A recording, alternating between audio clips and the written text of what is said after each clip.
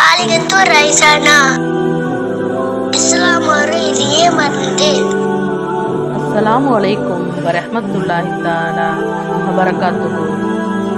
அளவற்ற அருளாளனும் நிகரற்ற அன்புடையவனுமாகிய அல்லாஹுவின் திருப்பெயரால் ஆரம்பம் செய்கிறேன். ஜும்மா நாளன்று ஓதக்கூடிய அல்லாஹுவிற்கு பிடித்தமான சிறப்பான தஸ்பீஹ் சுப்ஹானல்லாஹி வபிஹம்திஹி என்று அல்லாஹுவை அவனுடைய புகழுடன் சேர்த்து நான் பரிசுத்தப்படுத்துகிறேன். எவரேனும் ஒருவர் இக்கலிமாவை ஒரு தடவை கூறினால் அவருக்கு 10 நன்மைகள் எழுதப்படும். 10 தடவை கூறினால் அவருக்கு 100 நன்மைகள் எழுதப்படும். 100 தடவை கூறினால் 1000 நன்மைகள் எழுதப்படும்.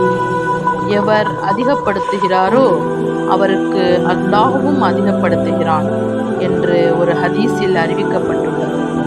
மற்றொரு ஹதீஸில் அறிவிக்கப்பட்டுள்ளதாவது, எவரேனும் ஒருவர் இக்கலிமாவை 100 தடவை ஓதினால் அவருடைய பாவங்கள் அனைத்தும் அழிக்கப்பட்டுவிடும். அவை கடல் நுரையளவு போன்றிருந்தாலும் சரி. இக்கலிமா மற்றெல்லா வாசகங்களையும் விட அல்லாஹுவுக்கு மிக விருப்பமானதாகும். இது அல்லாஹு தஆலா தன்னுடைய மலக்குகளுக்காக தேர்ந்தெடுத்து கொண்ட வாசகமாகும். இக்கலிமாவைத்தான் நபி நூஹ் அலைஹிஸ்ஸலாம் அவர்கள் தங்களுடைய மகனுக்கு கட்டளையிட்டார்கள். இது படைப்பினங்களின் தொழுகையாகவும் படைப்பினங்களின் தஸ்பீஹாகவும் இருக்கிறது. இதனை கொண்டே படைப்பினங்கள் உணவளிக்கப்படுகின்றன. எவரேனும் ஒருவர் ஒரு தடவை இக்கலிமாவை கூறினால் அவருக்காக சொர்க்கத்தில் ஒரு மரம் நடப்படுகிறது. எவரேனும் ஒருவருக்கு இரவில் சங்கடம் ஏற்படுவது குறித்து பயமாக இருந்தால், அல்லது பொருளை செலவு செய்வதில் கஞ்சனாக இருந்தால், அல்லது எதிரியிடம் போரிடுவதற்கு கோழையாக இருந்தால் அவர் இக்கலிமாவை அதிகமாக ஓதிக்கொள்ளவும்.